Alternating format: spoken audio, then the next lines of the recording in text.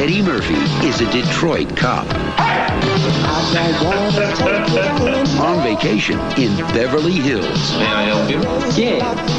I'm looking for Victor Maitland. I've never been to Sully. Hold a minute. Can I stay for a while? Because I ordered some pizza. This is nice. Eddie Murphy. How you doing? Beverly Hills Cop. Rated R. Starts Wednesday, December 5th. This 80s flick confirmed Eddie Murphy's status as a superstar. The action comedy was, financially speaking, the #1 movie of 1984, and its screenplay was even nominated for an Oscar. What ended up becoming one of AFI's top 100 comedies of all time was very close to becoming a completely different movie featuring Sylvester Stallone, more gunplay, and far less humor. But directed by Martin Brest, the movie introduced audiences to Axel Foley, a street-smart Detroit cop who finds himself investigating a murder in the luxurious world of Beverly Hills. The film's mix of sharp humor, high-octane action, and Murphy's magnetic presence helped redefine the action comedy genre and cemented his place as one of Hollywood's biggest stars. So jump into the crappy blue Chevy Nova, head west to California, and don't fall for no bananas in the tailpipe as Chris McMichen and I discuss Beverly Hills Cop from 1984 on this episode of the 80s Flick Flashback Podcast. John Hughes and all his teen dreams, montages and synthwave themes, and Ferris hands, the city bends, living life like it never ends. ATM bikes to the sky, Breakfast Club just getting by, radical dreams and daring quests. Back then we were all very best. In the 80s we will run, where every day is just pure fun. Goonies never say die, they remind. In those films we lose our minds. Welcome in, 80s Flick lovers. I'm Tim Williams, your guide and host for all things retro on the 80s Flick Flashback Podcast. Get ready to dive into a thrilling ride through the unforgettable films that defined a generation. Think epic adventures, killer soundtracks, and those legendary one-liners we all know and love. We are absolutely thrilled to have you with us on this nostalgia trip. If you're loving the show, don't hold back. Leave a glowing 5-star review on Apple Podcast. And no matter where you're tuning in, smash that follow or subscribe button so you'll never miss an episode. We want to hear from you, so jump into our conversations on Facebook, Instagram, TikTok, or YouTube. Your thoughts and memories are what makes this community special. If you're feeling generous, we got a way for you to support the show at buymeacoffee.com. And don't forget to swing by 80sflickflashback.com or our TeePublic store for some totally rad merch and original designs. All right, let's crank up the fun and get this party started. Today, I've got Chris McMichen back with us. Much like Axel Foley, Chris has a way of cutting through the noise and getting straight to the heart of things, but with a cool confidence. How you doing, Chris? Doing great, Tim. Great to be back with you once again. I got a good film in store tonight. Yeah. This is one I've definitely wanted to cover for a while, and just is one that I would put on the list, and then it would get bumped by something else. And I was like, you know what? I just got to do it. I've watched it a few times. We'll kind of get into it, but I've watched it a few times the last couple of years, so I've become much more familiar with it now than I was probably as a kid. But yeah. But let's jump right into it. So, when did you see Beverly Hills Cop for the first time? Saw it in the theaters with the family when it came out. It was iconic in lots of ways, of course. And I'm sure we'll talk some about the music aspect of it. You know, we're both musicians, so we can play into that whole Axel F idea, and we can play into the Pointer Sisters and what a great soundtrack it is. I mean, it runs through the whole film. It's just very iconic. And songs you remember to this day, you know, which I think it proves not only does the screenplay that you mentioned already that was up for an Oscar stand the test of time, but the music is really good too.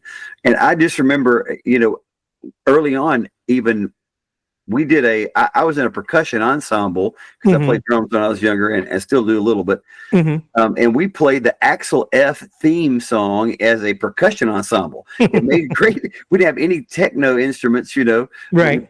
Everything on vibes and marimba, and it was pretty amazing little piece. But you know, so that really permeated society too, and just excited to chat about it tonight. Oh yeah, for sure. Yeah, I was like, I did not see this in the theater. I was very much too young to see it in the theater. Chris was a little bit older than me, not by much, but a little bit. Yep. And so it's like I'm trying to remember. I really remember seeing the TV version. I think I might have seen it on VHS. We might have rented it. I have a feeling like we rented it with some friends and watched it, but I remember when it came on TV, I probably recorded it off of TV on a VHS, and that's what I watched most of the time with the edits and stuff. So watching it again, with all the language and stuff, I was like, man, this one was pretty rough, even back then. So, but that was Eddie Murphy too. So you just kind of roll with it. But so how long has it been since you watched it before rewatching it for the podcast? I don't know. This is one of those kind of movies, and we've talked about these kind of movies, you and I, off air before, but it's one of those kind of movies that they show pretty regularly on a TNT or some kind of basic cable.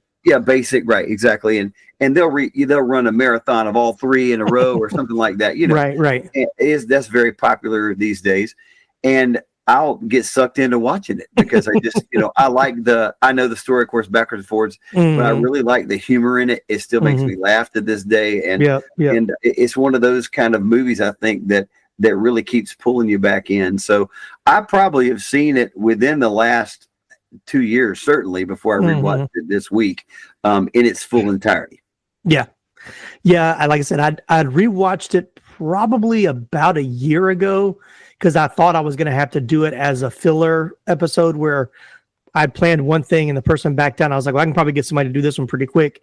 And then we ended up changing it up at the last minute. But so I was prepared to do it last year. And then I had watched, because I bought the trilogy set, like a digital version, probably 8 or 10 years ago. And so I know when I bought that, I watched all three of them, maybe not back to back, but like all in the same week. Like I watched part one day, and then the next day I watched part 2, and then I watched the third one, which the third one is one I don't necessarily need to watch on a regular basis, but the first two are definitely good. And even when I watched the sequel the last time, it's shinier, and it's like, you can tell it's like made by different directors. It's got more of a slick feel to it, but it doesn't seem to have the same, energy or charisma that the first one. Like, it's still good, but I felt like there were too many instances where they were just trying to duplicate the first one, and those are the sequels that kind of like, it's good, but you wish they would have went a little bit different. But we're not here to talk about the second. We're talking about the first one. But I just wanted to bring that up. People go back to see Eddie Murphy regardless. I mean, absolutely. As long as he was going to still star in it, they would watch the other two. And 3 and 4 and 5 and 6 if they would have come out. But right. And then I did watch the one that came on Netflix. Was it last year? Axel F. I don't know if you've got a chance to see that one yet. But no, I have not. I haven't seen it. It's gotten mixed reviews, but I really enjoyed it. I mean, of course, it's hard these days. It's tough to see the people that you remember in their prime going back to these characters that they're older, and they're going to make some of the jokes about they're not as young as they used to be, and there's going to be those kind of references back. But story wise and action and humor, it was really a fun movie. Like, it's nothing super serious. I mean, but it's is it as great as the original? No. Is it better than the third one? Yes. So it's worth a watch. But definitely a fun. It brought back some of the nostalgia. They were able to they kept it modern, but they were able to implement some good references or callbacks to the originals that you definitely remembered, and some good cameos and stuff too. So so I recommend Axel F. if you didn't see it. I guess the part 4 you would call it now, but it's a fun watch, just like these were kind of meant to be. They're meant to be just fun, entertaining movies, nothing to be too serious about. So I'll have to check that out. Yep. All right. Well, let's jump into story, origin, and pre-production. How did this movie get made? And yes, we did reference in the intro that Sylvester Stallone did play a part in somewhat of how this movie got made. If you didn't know that, we're going to share that with you. So all the way back in 1975, long before he would become the CEO of Disney, Michael Eisner was driving a beat-up station wagon around Hollywood, despite his impressive title of president at Paramount Studios.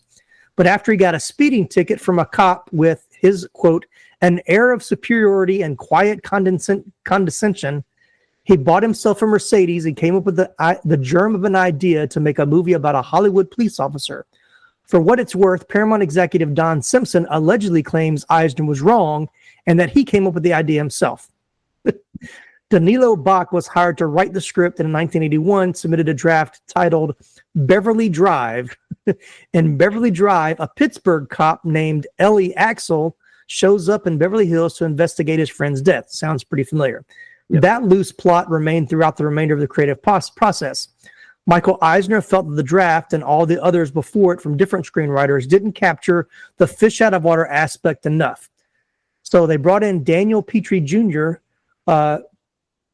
hadn't wrote a script and was one that Eisner, Don Simpson, and his fellow Paramount producer Jerry Bruckheimer liked. Petrie injected comedy into his version about talking to cops and noticing they told, quote-unquote, tremendously funny stories punctuated by the most gruesome violence. He also nailed the outsider aspect Eisner desired, drawing from his experience as a poor writer, walking to his expensive-looking Beverly Hills office past stores full of high-priced clothes and art that he could never afford. Mm-hmm. The project was fast-tracked in 1983, and Mickey Rourke was a hot commodity fresh off his diner performance. Rourke made $400,000 by signing a holding contract, going back and forth with the studio and the writers on ideas for the script, and then walking away when his contract expired to look for work elsewhere, thankfully. Mm-hmm. Sylvester Stallone reflected that when he first received the action comedy script in the mail, he thought it was sent to the wrong house. The actor, who by 1983 had already written the first 3 Rocky movies and First Blood, rewrote Beverly Hills Cop to better suit his strengths, making it into a pure action flick, and as it had been before Petrie Jr. took over script duties. In Stallone's ending, Axel drives a stolen Lamborghini towards a freight train being driven by the big bad. Very different. Very different movie. Producer Don Simpson let it be known that he did not want to move forward with Stallone's revision. Since Stallone wasn't willing to negotiate the rewrite, Simpson asked writer Charles Chip Prosier if he would return the script to previous iteration while leaving most of Stallone's character revisions intact. However, Prosier found the task and turnaround time preposterous. Stallone ultimately dropped out 2 weeks before filming was to start to concentrate on his next movie, 1984's box office bomb, Rhinestone, with Dolly Parton. Hey. So he went with comedy anyway, and it didn't turn out for him. Nope. But Stallone later used the bulk of the ideas he had for the basis of his 1986 movie, Cobra. Okay. So if you were not aware, Cobra is his version of Beverly Hills Cop and the version he wanted to do. So very different. So it's kind of like Beverly Hills Cop's brother. Yeah. So I think I didn't put all in here. There's several different stories I kind of pulled from, but in his version, the cops, it wasn't Axel Foley. It was Cabretti was the last name. I forget. It was a different first name, but and it was much more serious. And because like Cobra is really dark. It's not a very funny movie. It's kind of a dark action movie. So where Stallone was in his head at that time, just wanted to do a dark movie. But anyway, so Martin Brest, the director, was fired from War Games in '83, which is a movie we talked about way back in season 1. He was fired from War Games, which would have been his second directing job. The industry thought he was damaged goods, but Don Simpson and Jerry Bruckheimer disagreed, and the 2 Paramount executives continually called Brest and asked him to direct the film. He kept declining and eventually took his phone off the hook. Simpson took the hint, but Bruckheimer kept trying. Finally, Brest decided to flip a coin to make his decision, and I guess heads won. So he took over directing duties. Of course, the film's producers convinced Eddie Murphy to replace Stallone in the film, prompting more rewrites, as Murphy felt the original script wasn't funny enough. Besides Stallone and Rourke, other actors who were considered for the role of Axel Foley in the earlier, more dramatic roles were Al Pacino and James Caan and Harrison Ford, but they supposedly turned it down. The final shooting draft of the script, which was extensively revised with Murphy's input, was not completed until the day before production began. Wow. So interesting. You don't think of hardly any of those guys as comedic actors. No. So Eddie Murphy is really out of the mold of any of those guys, especially at the time. But he made it his movie. I mean, you think about, quintessential Eddie Murphy movies. This one is at the top of the list. Of course, it can't top the humor of like Coming to America, Trading Places. Like those are straight comedies, and you're going to get more laughs out of those. But this showed that he could be funny and still be serious. Like he's got, I would say heavy dramatic roles, but he's not just goofing around the whole time. Like there's some, some serious moments, and we'll talk a little bit about his stunt double that does a lot of his stunts. It's very obvious in the movie too. But his, him able to play the different characters and getting into different scenarios or whatever, which became another trope of a lot of action comedies after that, of like letting comedians use those improvisational skills and the different characters that they've created, and he was famous for on Saturday Night Live, to put those into the character for the movie. So it definitely worked. Yes, it reminds me a little bit of like Chevy Chase and Fletch. Yeah, exactly. A lot of that. Yeah, when we covered Fletch, like that was one that me and Jerry D talked about, and even in that one, they referenced that they felt like Fletch pulled a lot from Beverly Hills Cop, and hey, he can play different characters and solve a crime, and then even the soundtrack, like they were comparing, like if this movie had been made before Beverly Hills Cop, it would not have been like pop songs during car chase scenes. It would have been your regular a score or whatever. But even I think Faltermeyer did the theme for Fletch as well. So they're very, those two movies are very similar, even with their score, with that heavy synthesized score. But yeah, they're both very funny. Yes, exactly. And both, Fletch is still one of my favorite comedies of the 80s for sure. So that was, Griswold and Fletch are the best characters I think Chevy's played for sure. Yeah, it's fun. The 80s Flick Flashback Podcast will return after these messages.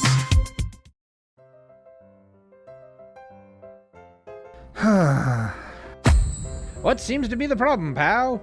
There's just so much pain in the world, so many issues. I don't think I can bear it. Hell, friendo, it sounds like you could use a dose of pop culture roulette. Pop culture roulette? What's that? Some sort of pop culture themed podcast or something? That's right, sonny boy. When hope seems far, dive into some PCR. But I already get my entertainment news from Variety. Huh, that's pretty good. If you're a chucklehead, PCR gives you news you need, condensed, unfiltered, and raw, from three nerds who know a little something about something. Wow, okay, sign me up. That's the spirit. Pop Culture Roulette. New episodes every Monday, available on all major podcast directories. Are you a fan of movies and TV shows inspired by comics? Ready for a podcast that dives deep into the thrilling world of adaptations? Well, look no further. Welcome to Moving Panels, the podcast where we discuss movies and TV shows based on, inspired by, and adapted from the world of comic books. This is your go-to podcast for all things comics on screen. I'm your host, Laramie Wells, and every Monday we explore the dynamic universe where ink meets action. We break down the classics, reveal hidden gems, and uncover the creative process behind your favorite adaptations. Subscribe to Moving Panels now on your favorite podcast platform and join us on this epic journey through the pages of comics and onto the big screen. Remember, new episodes drop every Monday. Don't miss out. Moving Panels, where every panel has a story and every adaptation is a blockbuster. Subscribe today, and I'll see you on the other side of the page.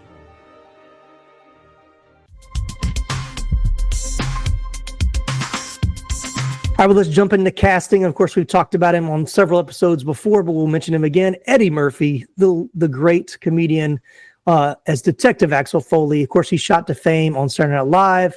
He was a regular cast member from 1980 to 1984. His 80s films include 48 Hours, Trading Places, The Golden Child, Coming to America, Harlem Nights, which he also directed. Then his fame continued in the 90s with Boomerang, The Nutty Professor, Dr. Dolittle, Bowfinger, Daddy Daycare, and Norbit. And of course, he won the Golden Globe for Best Supporting Actor and received a nomination for Academy Award for Best Supporting Actor for his role in Dreamgirls in 2006, which I thought he was excellent in that as well. Just a good role for him. So I guess we'll ask, you haven't been on any of the other Eddie Murphy episodes I've done, but you have a top 3 Eddie Murphy films. Like, where would this rank on your favorite Eddie Murphy movies? Is this number 1, or any other of his rank higher for you? I don't know. It's very difficult. It is. Yeah. It's like picking between your children. It's almost that way. I mean, it feels that way. Yeah. I got to say, I probably haven't laughed as much as I did in The Nutty Professor. Oh, yeah. The clump scene where they're all around the family's around the table. And he's playing all the parts. I mean, it's just spectacularly shot and delivered, and timing's great, and all the characters are so different. It's so fun. And so that would have to be very close to the top of the list. But I'll say this Beverly Hills Cop is definitely within the top 3. It's definitely there too. Yeah. I really enjoyed it a lot. Yeah. I think as far as the 80s, my top 3 are probably Coming to America, Beverly Hills Cop, Trading Places. I'm not a huge fan of 48 Hours. I've watched it again recently, and it's like, it has its moments. But the 90s was really, he kind of hit his real stride with Dr. Dolittle, Nutty Professor. Yeah. We were big fans of Daddy Daycare. I mean, just once again, not trying to be anything besides just entertaining popcorn movies. He got more into like the family style comedy, which was a nice refreshing moment for him. So, but yeah, if you wanted to be guaranteed to laugh, you go see an Eddie Murphy movie. I mean, that's how it is. You knew it was going to be inherently funny if it was advertised that way. He did some more serious things later on in his career. Oh yeah. But certainly was great at that too. And he showed a lot of diversity in roles by doing some of those more serious things toward the end of his, career. I won't say end because he was just on the Saturday Night Live 50th anniversary last weekend. And was killing it, man. He was killing great. it. Yeah. He was really good. So. Yeah. Yeah, I was surprised he was as many sketches as he was because I watched it. I was like, he's back again. And he was like, I'm sorry, his impression of Tracy Morgan was spot on. I mean, just funny. Too great. Yeah. And with Tracy standing right next to him, that was a part I just about couldn't handle, man. It was great. Yeah, it was good. All right, moving right along, we got Judge Reinhold as Billy Rosewood. Of course, we talked about him in our Fast Times at Ridgemont High episode. He was also in Stripes in 81, Ruthless People in 86. He has appeared in all 4 of the Beverly Hills Cop movies. And of course, he's also been in the Santa Claus franchise with Tim Allen. So he's great as Rosewood. They were talking about, it was funny, like just 2 years before this, he was playing a high school student. Well, I guess technically he had just graduated from high school in Fast Times at Ridgemont High, so freshman in college. But here he's like a full-grown man, even though he's definitely the younger cop with with Taggart being much more like the veteran cop that's kind of showing him the ropes. So speaking of Sergeant Taggart, we've got John Ashton. He appeared as Eric Stoltz's character's father in the 87 John Hughes comedy drama Some Kind of Wonderful. He also worked again with Hughes and She's Having a Baby in 88. He co-starred in Midnight Run. He was also in Little Big League, Trapped in Paradise, The Shooter, Meet the Deedles, Instinct, and he appeared a supporting role in Gone Baby Gone, directed by Ben Affleck. He also played the role of Cactus Jack Slater in an episode of the 80s TV show The A-Team titled Cup of Joe. There you go. Just, got to have that cameo on an 80s TV show. So we'll give this a little bit of trivia about casting Rosewood and Taggart. The director paired up various finalists and asked them to do some improvisation to get a feel for their chemistry. He paired up Reinhold and Ashton and gave them the following direction. He said, "You're a middle-aged couple, married for years. You're having a conversation on an average evening." Reinhold immediately picked up a nearby magazine and the two improvised the 5 pounds of red meat in his bowels bit almost exactly as it appears in the film. So that was actually what they did during their audition, and it killed in the audition. They're like, we just got to put that in the movie, which is one of my favorite comedy scenes for sure. So yeah, it's good. I'm just saying, you eat a lot of red meat, drink a lot of coffee. So but yeah, I think that was good chemistry, good casting of both Reinhold and Ashton in that role for sure. Yeah, definitely. All right, and then you've got Lisa Eilbacher. I'll mess up your name, but Lisa, who played Jenny. She only really made 2 movies that most people know about. That's this and An Officer and a Gentleman, which we covered on the podcast before as well. So, but she was a dancer, and she was very much like in a lot of fitness stuff. I forgot what she did after that, but she didn't really do much after this, but I thought she was good in the movie. I was actually surprised thinking that, she has a really, really small role in Officer and a Gentleman, but in this, she has a pretty prominent role. And I was surprised she really didn't do much work after this. I thought this would have kind of given her more to do, but. And her chemistry with Eddie was really good. I thought, they were very believable friends, just like he and, Mikey in the beginning. Right. Yeah, exactly. That chemistry worked with all of them. So. Yeah, they played well off each other for sure. A lot of the jokes and stuff. So then you've got Stephen Burkhoff as Victor Maitland. As a screen actor, he's known for his performance in villainous roles, including portrayals of General Orloff in James Bond film Octopussy from 1983. And he was also Lieutenant Colonel Podofsky in Rambo First Blood Part 2. And he was also played Adolf Hitler in War and Remembrance, I guess was a TV movie from 88 to 89. So, he wasn't the super brooding bad guy. I mean, he kind of let his henchmen do most of his dirty work. He was just kind of like the mastermind behind the whole thing. So, yeah. Then we got Ronnie Cox as Lieutenant Bogomil. The 80s was a high-profile decade for Cox with strong supporting roles in several blockbusters, playing strong-willed figures on both sides of the law. He was in, of course, Beverly Hills Cop and its sequel, Beverly Hills Cop 2, as well as portraying sinister company executives in the futuristic sci-fi action films RoboCop in 87 and Total Recall in 1990. So, I do remember going to see RoboCop and, being surprised of seeing him play the bad guy, knowing this is a good guy he played in the Beverly Hills Cop movies. So. Yes, for sure. But did a good job. Absolutely. We almost got them all. So now we got more smaller roles, but Paul Reiser as Detective Jeffrey. Of course, I guess I would say Foley's somewhat partner in crime in Detroit. So, of course, he was on the 80s sitcom My Two Dads. He was also on the sitcom Mad About You. He was in the 82 film Diner. And more recently, he's been in the 2014 film Whiplash and also on the Netflix series Stranger Things. But I've always been a fan of Paul Reiser. I was a huge fan of My Two Dads as a kid, and I also was a big fan of Mad About You in the 90s. So those are two strong sitcoms that I watched that I remember him being on. So it was funny going back and seeing him in this with such a small role, but still playing that kind of high energy, neurotic character. Yeah, and I always wonder when I watch movies like this that he was in it so quickly, and it was almost in a throwaway kind of part. Just talking about, hey man, the boss is really mad at you. You don't be fine. You're not safe here. You better get out of here. But it makes you wonder with them being partners. Was there more left on the cutting floor? Was he ever part of the opening scene or, something before that? Who knows? But it certainly, he was well known enough to have done more, I think, in it. Yeah. Although he's primarily a TV guy. Yeah. I think that's why the second one, they give him a little bit more to do. Even though Axel's in California, he's constantly calling back to Detroit and talking to him. So they gave him, I guess he became a little bit more of a star by that point, and so he had a little bit more credibility. So definitely wanted to give him more to do. But always been a fan of Paul Reiser, so glad to see him in this again. Probably my favorite cameo, Bronson Pinchot as Serge, of course known for the ABC sitcom Perfect Strangers. He was also in the movies such as Risky Business in 83, After Hours in 85, True Romance in 93. Let's see, Courage Under Fire in 96.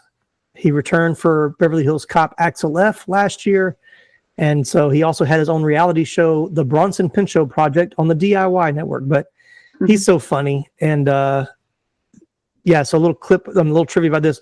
Originally, two men were supposed to be working the art gallery scenes. When the director heard Bronson Pinchot's Serge impersonation, he thought it was so hysterical that he scaled back the other part to give Pinchot more screen time.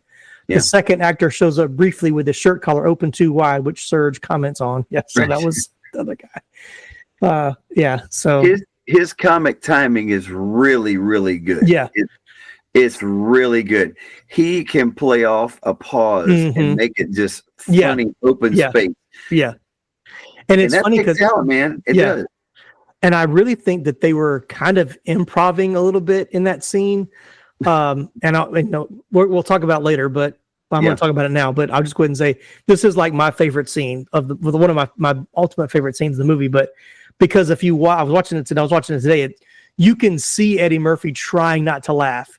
Yeah. Every time Brinson's saying it, like, you can tell it's like not scripted, and Eddie's just trying to, he's keeping it going, but he's trying really hard. Like, he wants to laugh, but he's like, I can't. Like, I just, it was just great to see that, like, the two of them together, like, that's why they had to bring him back for all the other, the other ones, because their banter between each other is just so perfect. So and the part that makes me laugh in that scene every time is when Eddie Murphy's raising his voice like, "Get out of here!"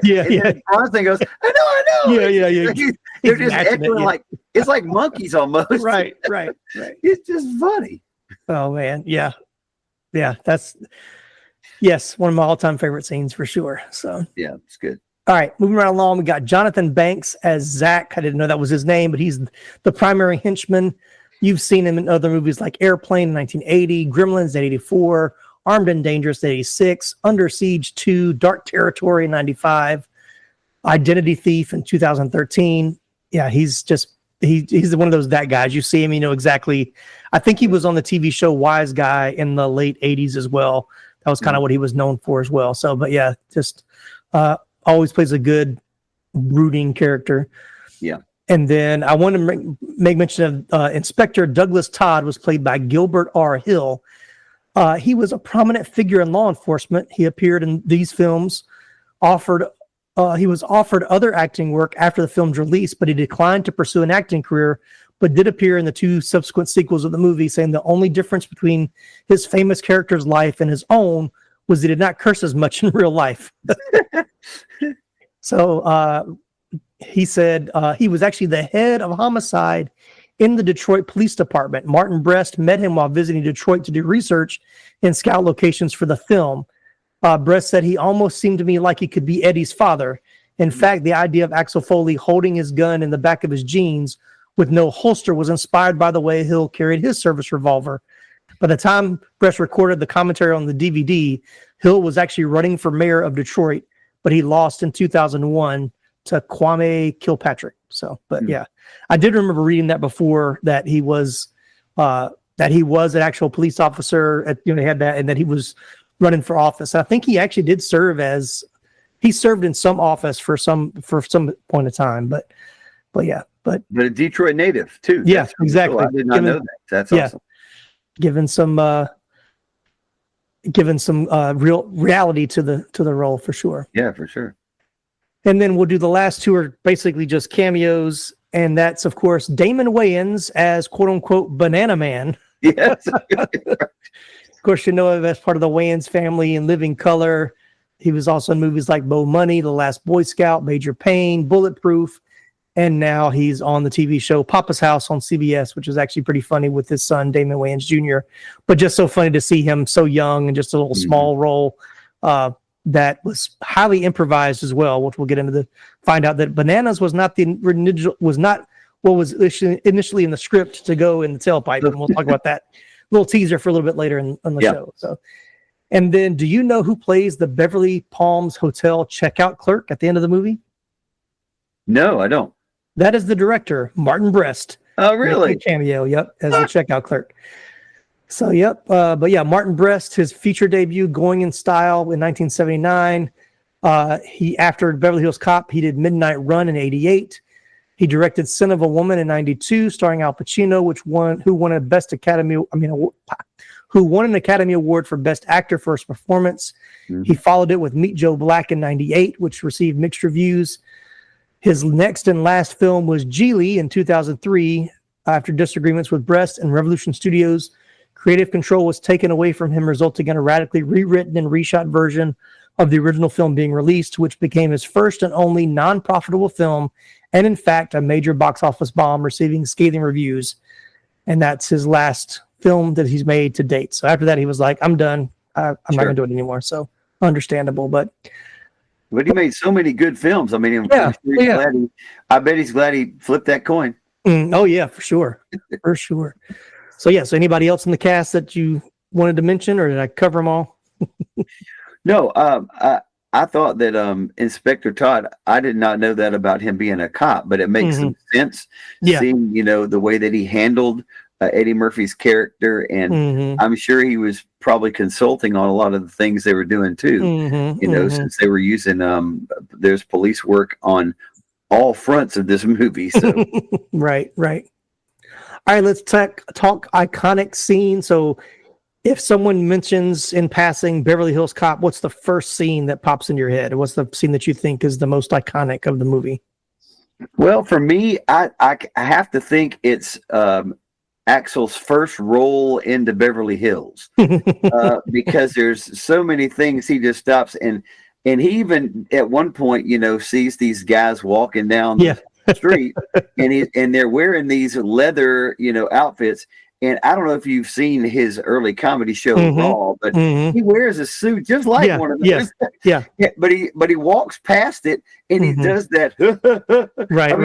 That typical Eddie Murphy laugh that we've. It's really not his character, but him. And that's when I know that was poking a little fun at himself, and his Hollywood self,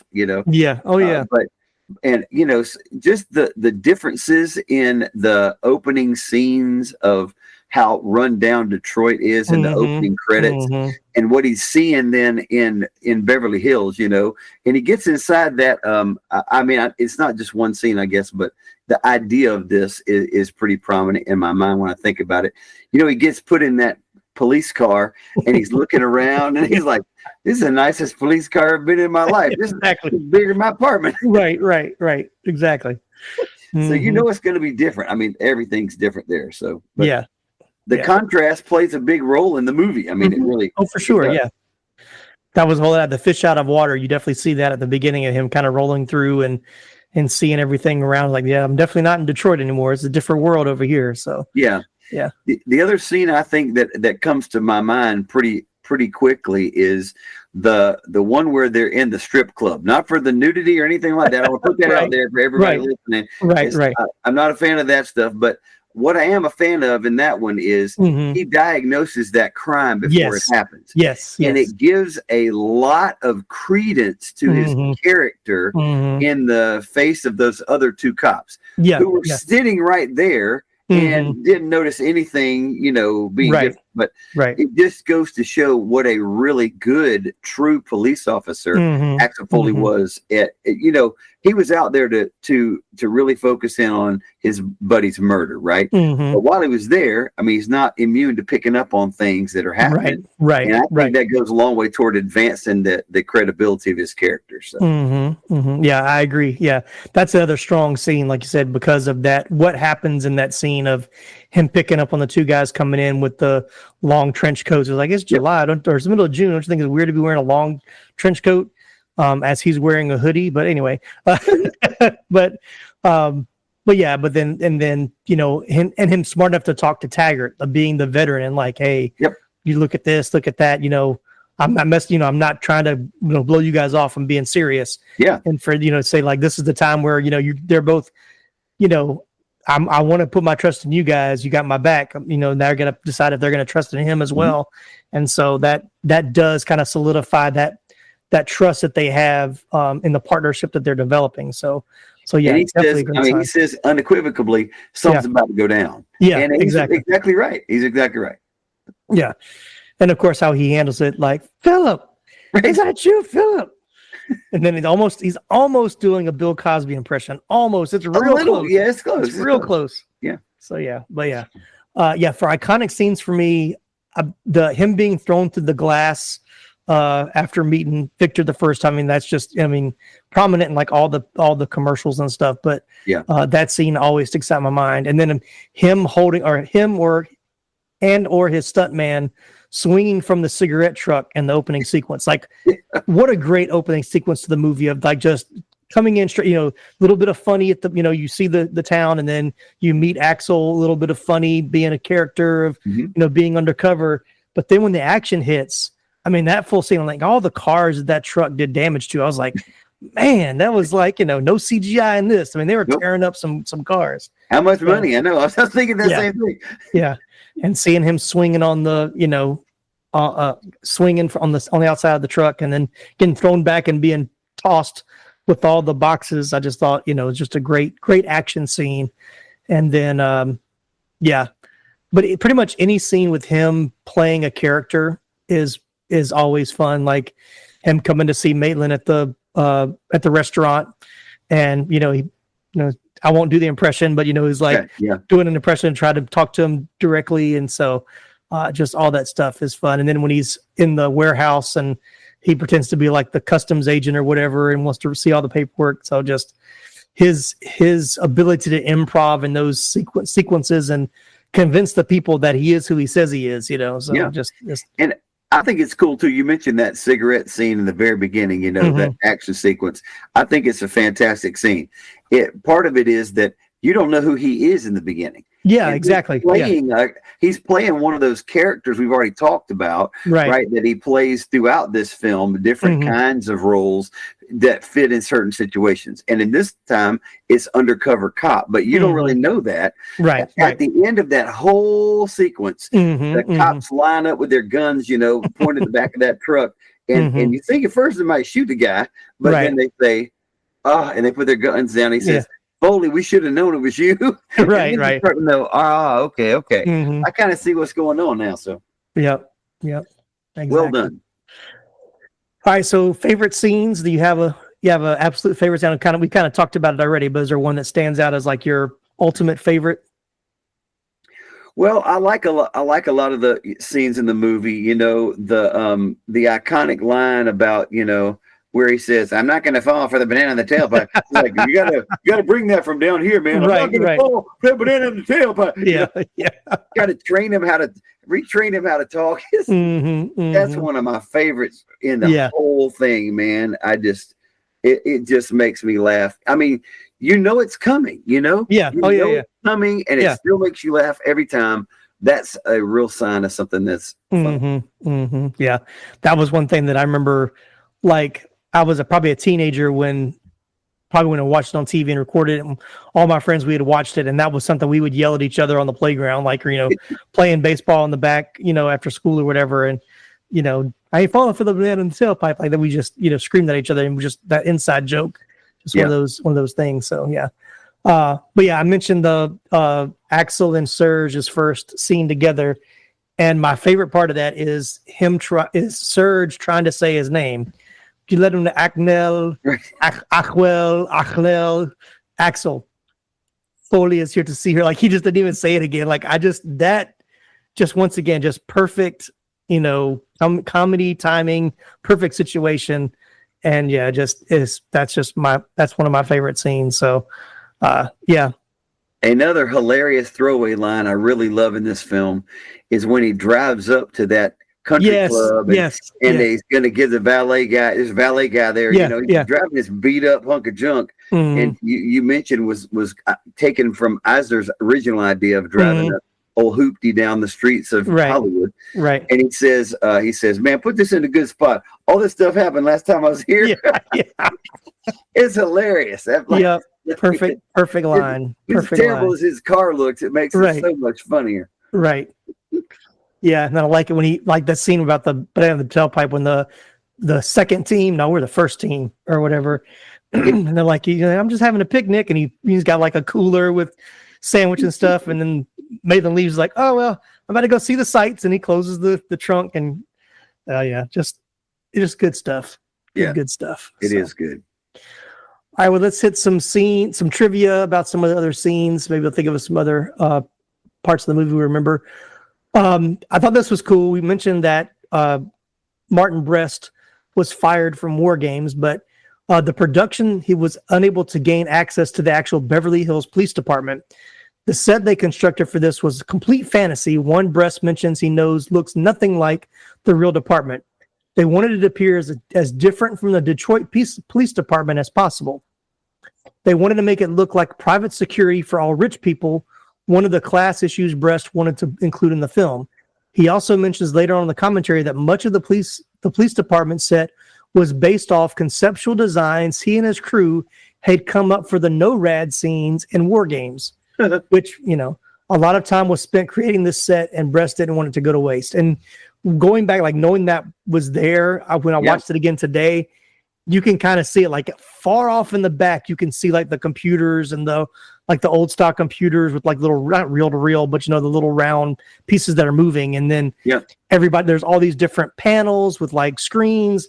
I was like, yeah, it really does look like a computer, like a military more so than a police department. So. Yeah. And there's a lot of glass all through the place. Yeah, I can see that too. Yeah. Eddie Murphy, John Ashton, and Judge Reinhold improvised most of their comic lines. Literally hundreds of takes were ruined by cast members, actors, or the director laughing during shooting. During the Super Cops monologue, Ashton is pinching his face hard and looking down in apparent frustration. He's actually laughing. Reinhold put his hand in his pocket and pinched his thigh really hard, trying to prevent himself from laughing. So I don't know if you go back and watch that scene. And I think in that scene, I don't know if that's in here or not, but I read it. I didn't put it on here, but Eddie Murphy doesn't drink. He doesn't like anything. He's never done drugs. Well, that's what he says. I'm going to believe him. He never did drugs. Doesn't drink. But even when he was working, so when they were filming that scene, it had been a long day and he was getting tired. And so I said, hey, do you want some coffee? He's like, no, because I don't like he only wanted natural stuff to drink. He didn't want any coffee. But it got to the point where he was like, I can't stay awake. And so he's like, yeah, just give me a cup of coffee. They said he was like almost couldn't be contained because he was like talking so fast and moving. They said if you watch that scene, his eyes are moving faster during that scene than in the other scenes and he like spit out the lines a lot faster than normal because it was his first time having caffeine. So, stuff you read on the internet, whether it's true or not, I don't know, but I think it's a fun story. All right. So we talked about earlier, we'll talk about it again here that, about the soundtrack. Harold Faltermeyer, who composed the score for Beverly Hills Cop and the theme song called Axel F, which became a worldwide top 10 hit on pop radio, referred to this song as the Banana and the Exhaust theme because it was originally composed exclusively for the scene where Axel pulls the banana prank.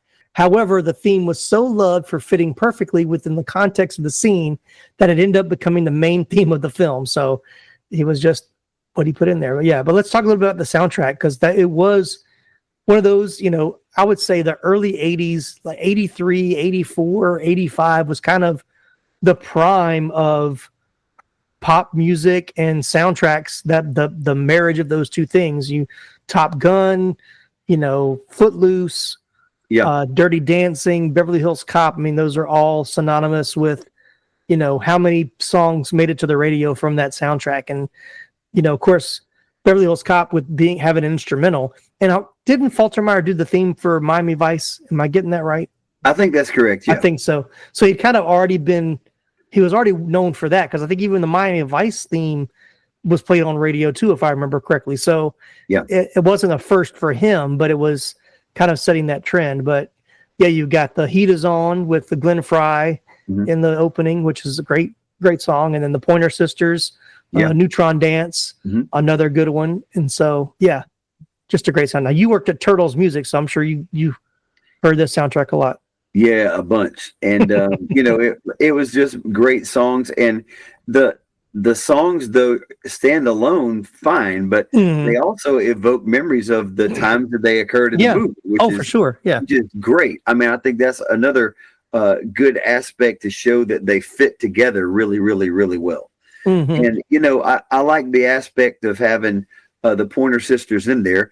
You've got this whole Detroit aspect of it, and Motown that's the center of it all. In that movement. And so to have them be in a real prominent musical role in the film, I thought was just genius, good stuff.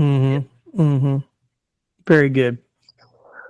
All right, last little piece of trivia here. According to Murphy, Beverly Hills Cop changed cop movies, or as he put it, before that movie, cops were Go Ahead, Make My Day, and Charles Bronson and Clint Eastwood.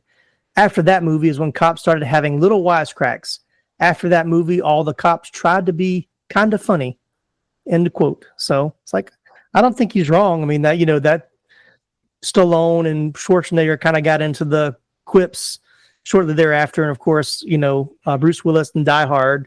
But they started adding more comedy elements to the action movies from that point. So I think he was onto something there. I think he's correct. Yes.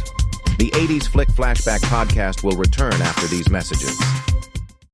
What's up, dudes? I'm Jerry D of Totally Rad Christmas, the podcast that talks all things Christmas in the 80s. toys, movies, specials, music, books, fashion, and fads. If it was gnarly during Christmas in the 80s, he's got it covered. Wait, is there a lot of things to talk about for the 80s and Christmas? Well, you got the movie giants like Christmas Vacation, Scrooged, and A Christmas Story. There are TV specials like Muppet Family Christmas, Claymation Christmas Celebration, and a Garfield Christmas Special. Plus classics shown every year. You also jam out to Last Christmas, Do They Know It's Christmas, and Christmas in Hollis.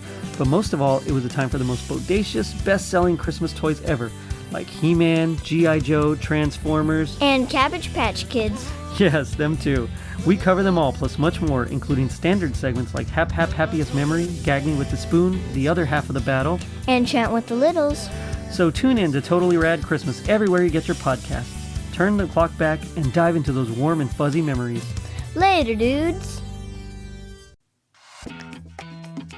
Hey there, fellow 80s movie aficionados. Are you ready to embark on a nostalgia-filled journey to the greatest era of cinema? Then look no further than the Retro Life for You 80s Movie Podcast. Join us every week as we rewind the VHS tapes, dust off those Betamax classics, and dive headfirst into the neon-soaked, totally tubular world of the 1980s movies. From the Brat Pack to action heroes, we've got it all covered. Breakfast Club, Ghostbusters, E.T. and Indiana Jones, and more. It's like a trip in Doc Brown's time machine, but without the DeLorean. So whether you're a die-hard 80s film buff or just curious about the cinematic gems of the past, Retro Life for You is your ticket to the ultimate movie time warp.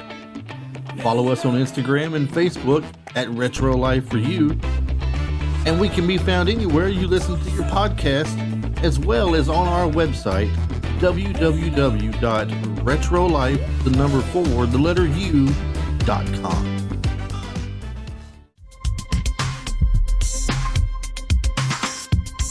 All right, box office. Beverly Hills Cop was released on December 5th, 1984. It debuted in first place at the U.S. box office.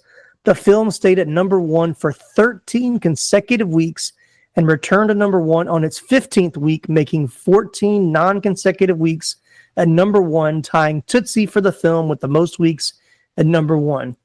It earned $234 million on a $13 million budget, made more money than both of Murphy's previous hits, 48 Hours and Trading Places, and was the top grossing film of 84. It also received critical acclaim with nominations for Best Picture at the Golden Globes and Best Original Screenplay at the Oscars. It did not win, but it was, as always, it's an honor just to be nominated. Yep.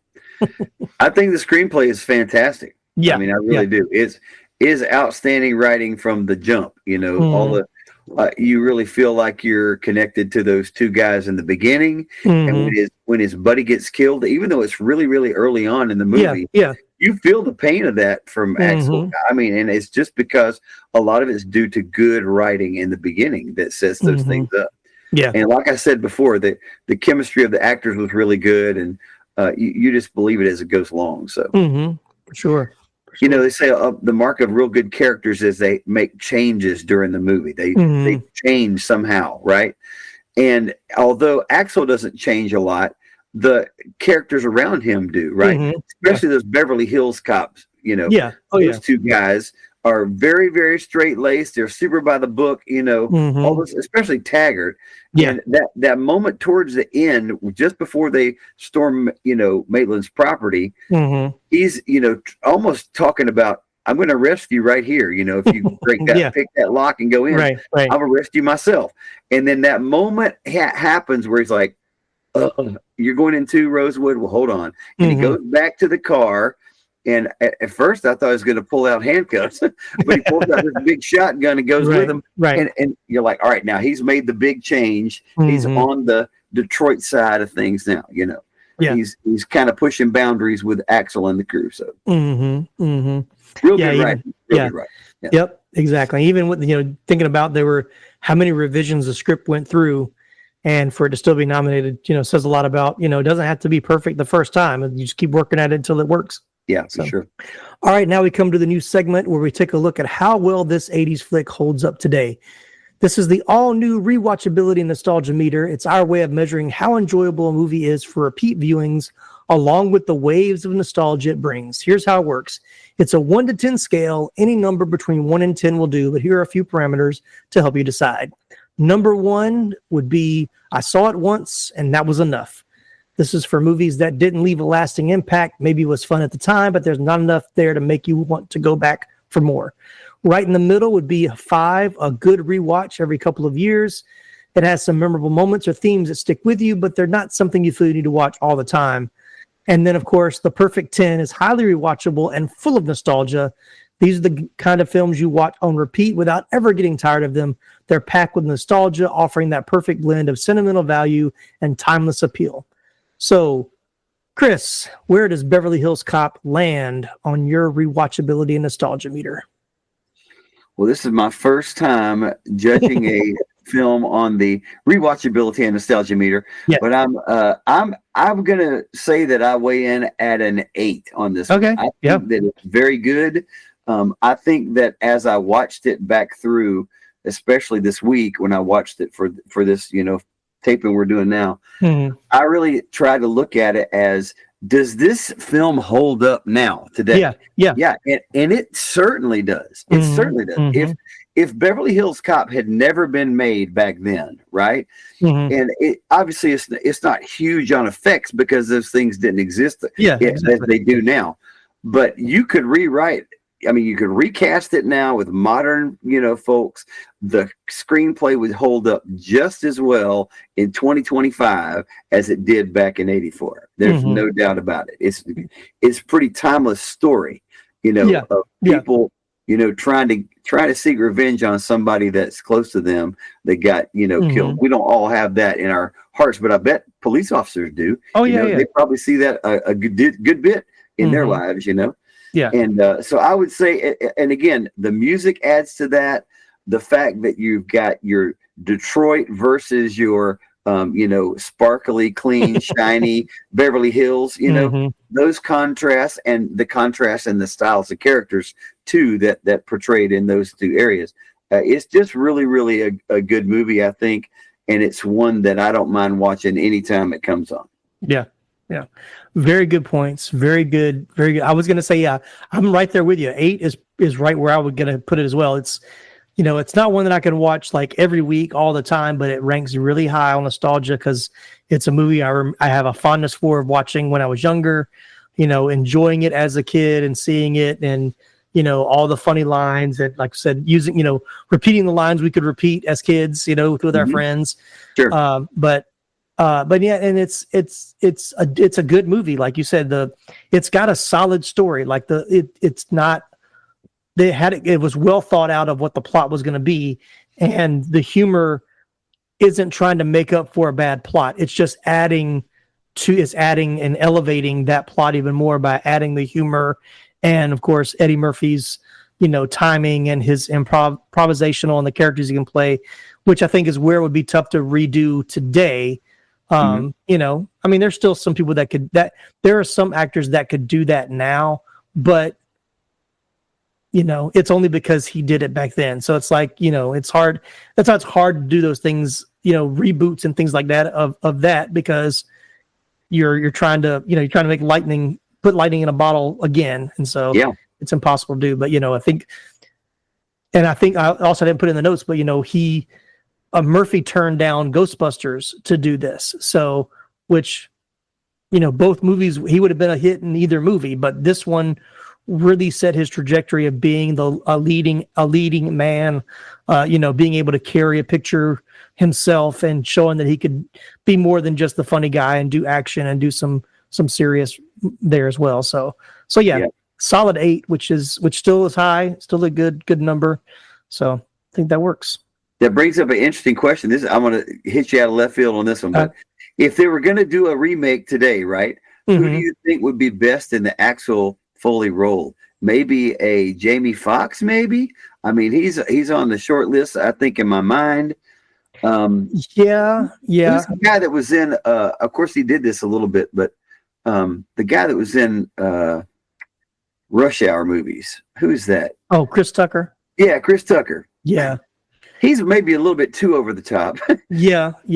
I think for this movie they're a little probably too old because Eddie was probably in his late 20s, maybe early 30s then. So yeah, both of those guys are up there a little bit more.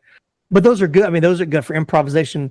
It's bad because he's such a good impressionist. But Jay Farrow, who was on Saturday Night Live, I mean, he's about the closest to it Eddie Murphy I think we have now with his ability to play different characters and stuff like that. Right. He's the only one that stands out to me. Yeah. Even though he hasn't made a name for himself in that essence, but that might be good to like put him on the map for something like that. But yeah. But yeah, it needs to be somebody that can play different characters. Like I wouldn't want a Kevin Hart that's just always plays the same character over and over again. So yeah, it's a good question. For it to be successful, I would think it would need to be a relative unknown, maybe not like completely unknown, but somebody that hasn't really broke out to the level like Eddie Murphy had success. Sure. This catapulted that success. And I would think you would need kind of that same someone who's recognizable but hasn't quite hit that blockbuster status yet. And this would do it for him. So yeah, I have to think about that a little bit more. That's an interesting idea to recast movies. They're doing a lot of remakes these days anyway. So. Oh yeah. Well, they had talked about doing a TV show. I think they even shot a pilot before they did the movie. And there was a guy they had cast. I can't remember his name, but he was like an up and coming like TV actor. Yeah. But I haven't seen him. He hasn't done anything like since then. But I thought he would have been a good like to play Foley's son and kind of taking over. Oh, I see. Whatever that was going to be. Like the plot was really like nobody really knew. There were ideas of what the plot was, quote unquote ideas. Right. And I think somewhere that, Foley had become a little bit more stern in his old age and his son was more like him when he was younger. And so he became more like kind of the by the book, and his son was kind of taking the chances and trying to get him to see, so, but anyway. Yeah, I got you. We've seen that story before too. So maybe that's why it didn't work. So, all right. Well, Chris, I appreciate you being on this episode and talking about Beverly Hills Cop. Always a pleasure to have you on the show, my friend. I know we talk all the time, but everybody else doesn't get to hear our conversation. So this is a good way to do it. All right. I got to ask because you mentioned it earlier, but you never said, what was it supposed to be instead of bananas? Oh, I didn't put that in there. So it was actually supposed to be potatoes. Oh. And so, yes. Yeah. I thought I had it in my notes, but I didn't put it in there. So yeah, in the script, he was actually going to put potatoes in the tailpipe. But there was some issue with trying to find potatoes, the right size or the right kind of potatoes. Okay. And so I think they just saw like a guy on the street with a fruit stand, and they were like, "Oh, let's use bananas." And so they threw together. That's why Damon Wayans was kind of like a last minute call. Like they asked him, like, "Who do you know in town that could just do this part?" And he called on Damon, and Damon came in and like shot it that one day. So wow, that's cool. So yeah, that was one of those very memorable scene that was very different in when it was written. But yeah, originally it was potatoes and not bananas. So I don't think I would laugh this much if you said I'm not going to fall for the potato. It doesn't have the same ring to it. Yeah. No, so, the idea of that line would not be nearly as iconic. Yeah. So there you go. So that'll be your if you're at some trivia night and you're down to the last question and somebody says in 1984's Beverly Hills Cop, what was in the original script to be used instead of bananas? And you'll be like, I know this one. That's right. That's right. Just remember to thank the podcast in your acceptance speech. So yeah, for sure. All right, everybody. Thank you so much for joining us for this episode. Thanks again for tuning in. I'm Tim Williams, the 80s Flick Flashback Podcast. I am follow photo banana my tailpipe.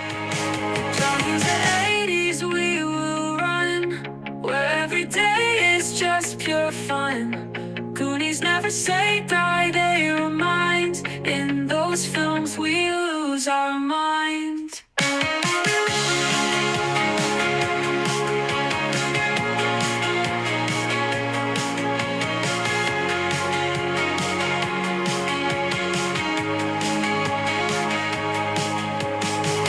John Hughes and all his teen dreams, montages and simply themes.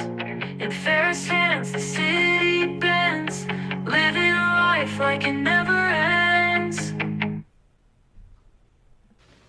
You're still here? It's over.